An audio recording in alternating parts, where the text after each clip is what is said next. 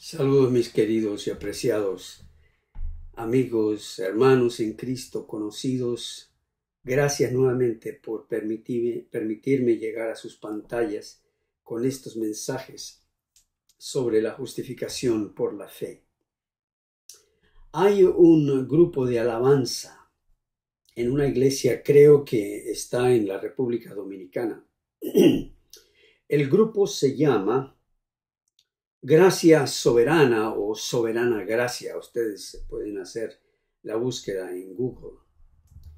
Y ellos tienen una alabanza que se titula El Gran Intercambio. Es preciosa esa alabanza. La escucho vez tras vez.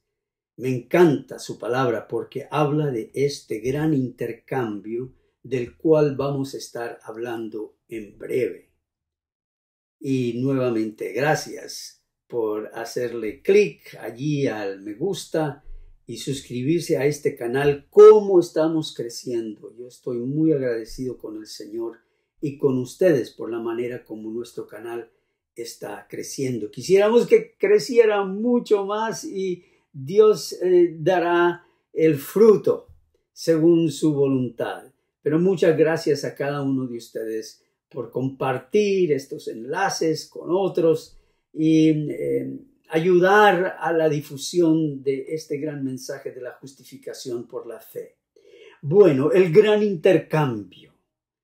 Ya hemos hablado de Cristo como el ser divino, coexistente con el Padre. No pudo haber ninguna otra manera sino que la santa divinidad, tan grande es nuestro pecado y la condenación, que tuvo que intervenir la divinidad misma, haciéndose maldición. Pareciera una contradicción de palabras, pero así es la lógica divina. La lógica divina no siempre sigue nuestra lógica.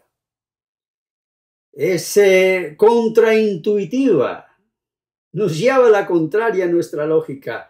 Él se hizo maldición por nosotros y de esa manera recibimos la bendición de la salvación eterna. Él hizo un intercambio de gran regocijo para nosotros. La verdadera fe o el verdadero fruto de la fe comienza con regocijo, con gratitud, con alabanza, con gozo. Cristo cargó sobre sí mismo nuestra persona de pecado. ¡Qué increíble! Y nos dio su persona inocente y victoriosa. Ese es un gran intercambio. Él tomó nuestra persona de pecado sobre su propio cuerpo y nos dio su persona inocente y victoriosa. Esto es el Evangelio. Ahora de Él estamos revestidos y somos libres de la maldición de la ley. Pues Cristo de su propia libre voluntad fue hecho maldición por nosotros. Él dijo, tocante a mi propia persona, tanto en mi humanidad como en mi divinidad, soy bendecido, nada me falta. Pero me despojaré y pondré sobre mí tu persona. Díganme si eso no es gracia y amor inmerecidos. Es decir, tomaré la naturaleza humana, tu naturaleza humana, esa naturaleza que te asedia, que te incomoda, que te molesta, que te tortura. Asimismo, caminaré entre ustedes y sufriré la muerte para librarlos de la muerte. Ahora, ya que Él cargó el pecado de todo el mundo a nuestro favor, su entrega sufrimiento, crucifixión y muerte significa precisamente que Él fue hecho maldición por nosotros. Pero debido a la eterna divinidad de su persona, la muerte no lo pudo retener. Y por eso mismo es que se necesitó de la eterna divinidad de Cristo para vencer la muerte. Por tanto, se levantó de los muertos al tercer día y ahora vive para siempre. En toda su grandeza ya no se puede hallar ni nuestro pecado ni nuestra muerte, sino tan solo justicia, vida y bendición eterna. Por eso no hay susodicho juicio investigador, porque en ese juicio investigador todavía existe nuestro pecado y nuestra condena de muerte, y solamente se levanta si en ese juicio el registro dice que hemos ya estado sin pecado. En otras palabras, nosotros mismos de alguna manera nos hemos hecho divinos porque hemos podido vencer el pecado. Entonces quitamos a Cristo de su puesto y nos hacemos idólatras, idolatrando nuestra propia persona como divina al decir que estamos colaborando en nuestra salvación. Y aquí algunos dirán, bueno, ¿acaso la Biblia no dice que somos partícipes de la naturaleza divina? Es cierto. Eso está, creo que es en Primera de Pedro 1. Perdón, es en Segunda de Pedro 1:4. Y lo interesante es que cuando allí habla de ser participantes de la naturaleza divina, quiero mostrarles acá este dato, ¿no? Porque es importante que ustedes lo vean. En Segunda de Pedro es 1:3, donde está este versículo en particular que les quiero mostrar, donde habla de la naturaleza divina. Bueno, es Segunda de Pedro 1, 3 y 4, en particularmente el versículo 4. Nos dice, como todas las cosas pertenecen a la vida y a la piedad, nos han sido dadas por su divino poder. ¿Se dan cuenta cómo el apóstol Pedro también creía en esta divinidad de Cristo? Pues él vio su divinidad mediante el conocimiento de aquel que nos llamó por su gloria y excelencia, no por nuestra gloria y excelencia, por medio de las cuales nos han dado preciosas y grandísimas promesas, para que por ellas llegaseis a ser participantes de la naturaleza divina, habiendo huido de la corrupción que hay en el mundo a causa de la concupiscencia. Así, cuán cierto es eso. Pero muchas veces en las predicaciones se enfocan en toda la corrupción y todo eso que hay en el mundo, y no se explica qué es eso de ser participantes de la naturaleza divina. Esta palabra participantes, y se las quiero mostrar porque es importante que lo veamos acá en Segunda de Pedro 1:4. Y ojalá ustedes me puedan seguir y tengan paciencia mientras hago todo esto. Y vamos a hacer una cosa más, porque ahora mismo esto está en inglés. Vamos a ver si lo podemos cambiar al español. Y esta tecnología es tan tremenda que lo hace en un momento a otro, lo hace, ¿no? Estamos aquí en el versículo 4. Aquí está. Fíjense ustedes, el negro es el griego koine. ¿Ok? Esta es una transliteración del griego, esta azul que queda acá arriba, para que nosotros podamos leer más o menos con nuestros caracteres en español, podamos leer el griego. Y aquí atrás está la traducción, aquí abajo está la traducción literal de estas palabras. Porque entonces lo que hace el traductor es que toma las palabras traducidas literalmente y las forma en un sintaxis, en una oración, en una frase que se entienda bien en español, lo que causa a veces muchos errores, ¿no? Pero dice aquí que la palabra para participantes, fíjense ustedes qué precioso es esto, la palabra participantes es la palabra koinonoi. ¿De dónde viene la palabra koinonía? Que ustedes han escuchado seguramente en sus iglesias. Koinonía significa fraternidad, comunión, agrupación de amor.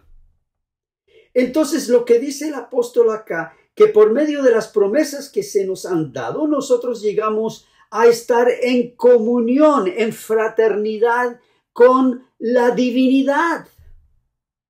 No que nuestra naturaleza asume una naturaleza divina, sino que estamos en comunión, se nos da el privilegio de estar en comunión con Dios, porque hemos sido justificados, hemos sido declarados justos, de tal modo que entonces sí podemos estar en comunión con Dios.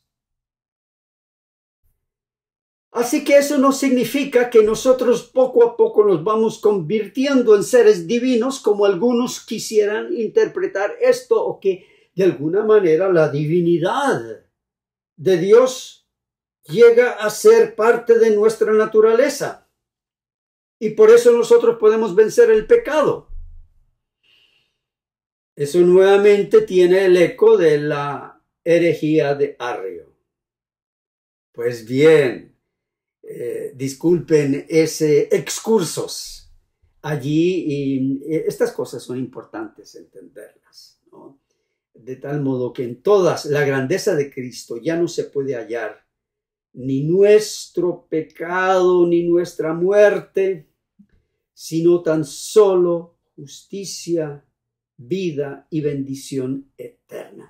En el Cristo resucitado no se puede hallar pecado, ni muerte, ni condenación. Por eso hicimos esa referencia al juicio investigador, porque en el juicio investigador sí todavía en Cristo se encuentra nuestro pecado y nuestra muerte.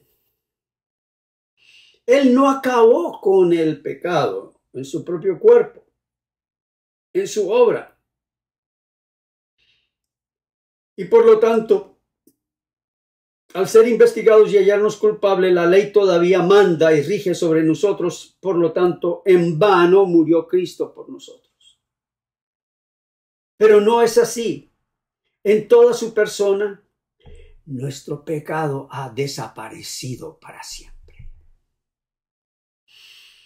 Regocíjate, regocíjate. Después del asombro, regocíjate por la fe, créelo. Debemos retener siempre esta imagen ante nosotros y aferrarnos a ella con firmeza de fe. El que lo hiciere tendrá esta inocencia y victoria de Cristo, aunque sea el más grande pecador.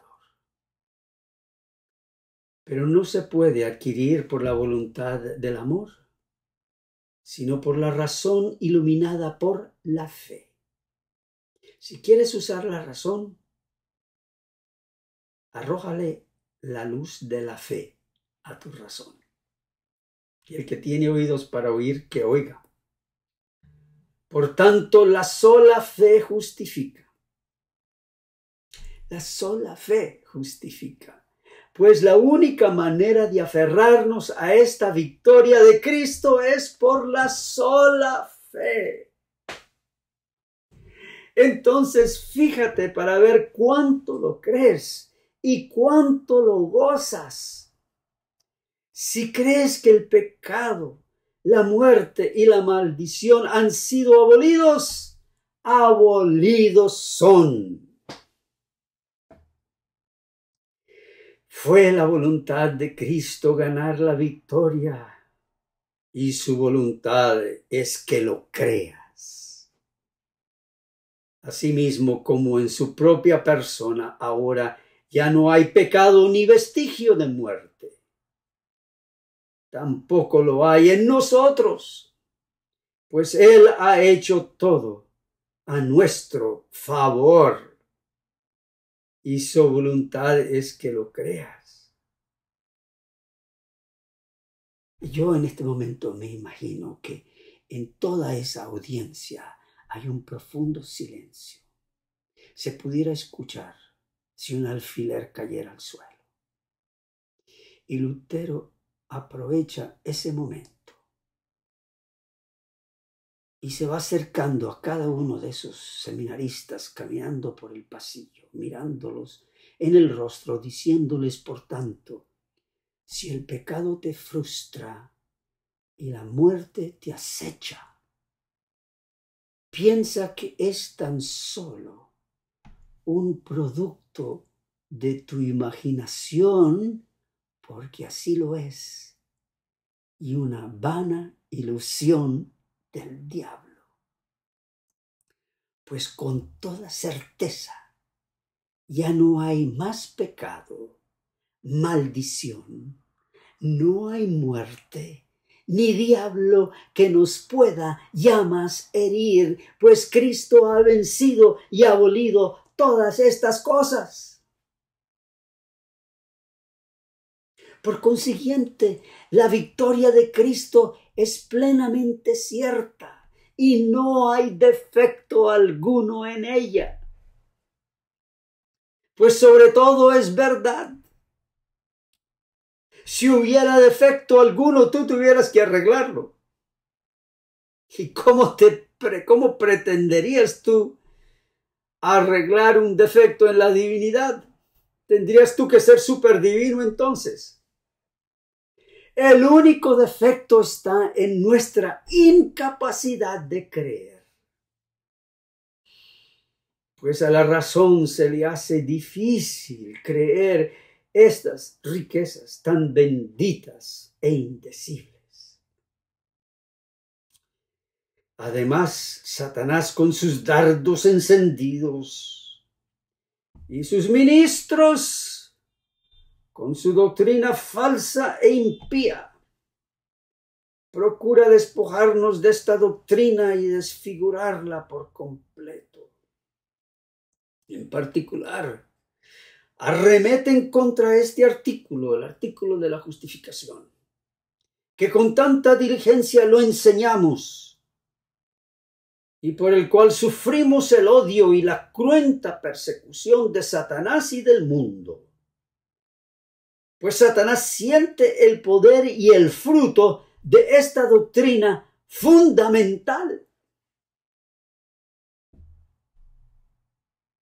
Y cada uno entenderá lo que aquí se está diciendo. Y quisiera que también los que ponen sus objeciones a esta doctrina, acá en sus comentarios, escuchara y entendiera y leyera bien el regocijo y la alabanza que se levanta de tantos corazones, para quienes esta doctrina ha sido una gran bendición y los ha librado de la pesadez de espíritu, del desprecio de sí mismos, de la depresión, de la culpabilidad, de la vergüenza. Y ahora viven en alabanza. Para todos aquellos que piensan que aquí se está predicando un libertinaje o un permiso para el pecado, que escuchen bien lo que está pasando en el corazón de muchas personas que han escuchado y que siguen escuchando estas enseñanzas. Pues donde había dolor, ahora hay regocijo. Donde había autocondenación, ahora hay liberación y gratitud a Dios. Ahora hay libertad, ahora hay verdadera alabanza y gratitud. Eso no quiere decir que estas personas no sigan luchando contra el pecado, pero ahora sí ha habido una reacción diferente a lo que es la predicación. Ahora la reacción es gracias, Dios, por tu inmenso sacrificio en Cristo Jesús. Y hay personas que se han comunicado personalmente conmigo para decirme, pastor, es que ahora no lo creo, pero antes yo no quería eso de compartir la fe, hacer la obra misionera, ni nada. Yo no hacía nada de eso, pero ahora me nace y no sé cómo lo estoy haciendo, pero lo estoy compartiendo y lo estoy conversando con otras personas. Es maravilloso lo que hace el Señor. Y Satanás entonces siente furia por la libertad que estas personas están experimentando. Cada día confesamos en el credo de los apóstoles, eso es para aquellos que lo confiesan. Creo en la Santa Iglesia. Y fíjense que a algunos les cae mal el credo porque dice, creo en la Santa Iglesia católica. Y bueno, ahí dicen católica, pero no entienden que la palabra esa significa universal. Cámbiale el católica por universal. Tal vez se sentirá más confortado al decir creo en la Santa Iglesia universal o la Santa Iglesia global o la Santa Iglesia por todo el mundo. Al mismo tiempo estamos diciendo ya no hay ni pecado, muerte o maldición, pues Cristo reina. Como decíamos anteriormente en un video anterior, Dios no sabe perder. Él te ganará a ti. No importa cuántas objeciones tengas hoy. Él ganará tu corazón. Él ganará tu alabanza. Es igual si dijéramos, creo que no hay pecado, ni maldición, ni muerte en la iglesia de Dios cuando decimos creo en la Santa Iglesia. Los que creen en Cristo no son pecadores ni culpables de muerte, sino son santos y justos, señoreando sobre el pecado y la muerte y viviendo para siempre. Y por eso los apóstoles en sus epístolas dirigen sus escritos a los santos que están en, y allí nombran la ciudad. Pero esto únicamente lo puede ver la sola fe, pues decimos, creo en la Santa Iglesia. Pero si tú crees a la razón y a tus propios ojos, vas a ver algo totalmente contrario, pues vas a ver muchas cosas en los creyentes que te ofenderán. Sí, es cierto. A veces los podrás ver caer en pecado. Verás la debilidad de su fe. Hasta en ti mismo lo verás. Los verás sujetos a la ira, a la envidia y a otros malos sentimientos. Hasta podrás cometer el error de concluir, no hay tal Santa Iglesia.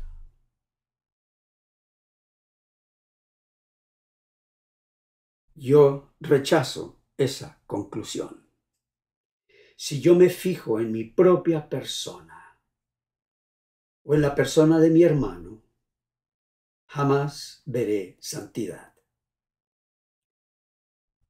Pero si me fijo en Cristo, quien ha santificado y purificado a su iglesia, entonces es santa por completo.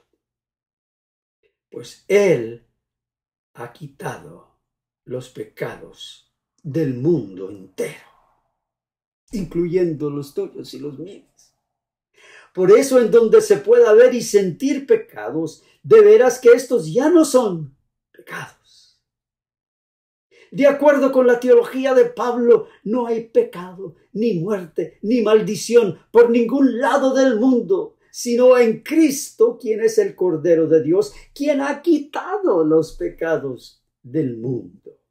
Él fue hecho maldición para que nos pudiera librar de la maldición.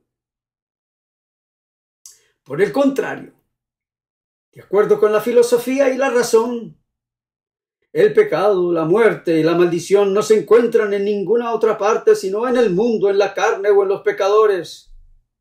Pues con respecto al pecado, el teólogo de la retórica y el filósofo pagano dicen la misma cosa. Así como el color, dicen, se pega a la pared, así también el pecado se pega al mundo, a la carne o a la conciencia. Por tanto, es necesario purificarlo por operaciones contrarias, a saber, por el amor. Pero la verdadera teología enseña que ya no hay más pecado en el mundo, pues Cristo, sobre quien el Padre cargó los pecados de todo el mundo, ha vencido y abatido todos ellos en su propio cuerpo. El que murió por el pecado y fue resucitado ya no muere otra vez. Por tanto, doquiera se encuentre la verdadera fe en Cristo, el pecado ha sido abolido, muerto y sepultado. Pero en donde no hay fe en Cristo, allí el pecado permanece todavía. Es cierto que en los santos todavía quedan ciertos rastrojos del pecado. Ellos todavía no han sido perfeccionados en la fe. No obstante, esos residuos están muertos, pues no se ponen a su cuenta debido a su fe en Cristo Jesús, Señor nuestro. Te alabamos, te adoramos por tan grande salvación a favor de estos indignos pecadores. Te alabamos por tu gracia, por tu misericordia, al darnos a tu Hijo mismo, Dios mismo, el eterno y divino Cristo, a tomar nuestra maldición y así decirnos: hijo mío, hija mía, ten fe y regocijo, tus pecados han sido perdonados.